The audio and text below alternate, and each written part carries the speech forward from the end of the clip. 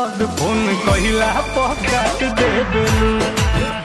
भिरी सुतल बा मरद हमरा होता दर्द फोन कहिला पकाट दे बेलू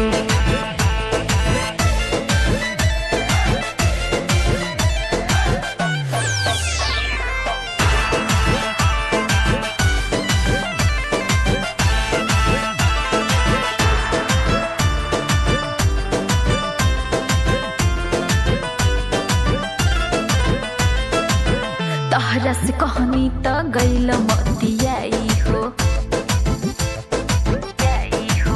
अब कहे दहिया में धैले बाबाई हो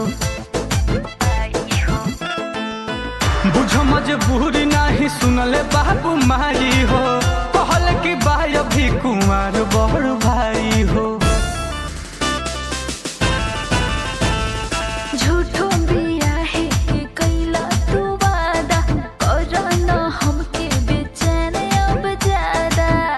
कब प्यार से न बोल माथा चाट दे बेलू भिरी बाटे महरद हमरा होता दर्द फोन कहिला पकाट दे बेलू लगे सुतल बा मरद हमरा होता दर्द फोन कहिला पकाट दे बेलू कालिका स्टूडियो आरा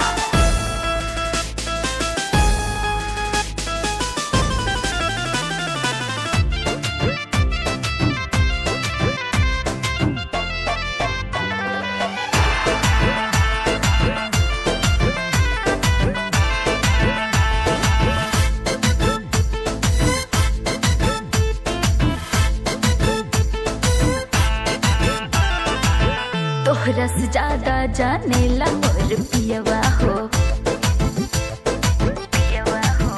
रोपता धान रोज डलले बबियवा हो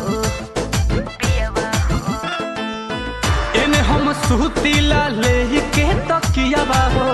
ओइ हजे नहीं हर त दे दी हो बकियावा हो प्रिया के मिलता टाइम से डोज हो सुनाया नील देला सैया धनोज हो अलग नील कोमल रोहित के छाट दे बेलू संगे बढ़ुए महरद हमरा होता दर्द फोन कहिला पकाट दे बेलू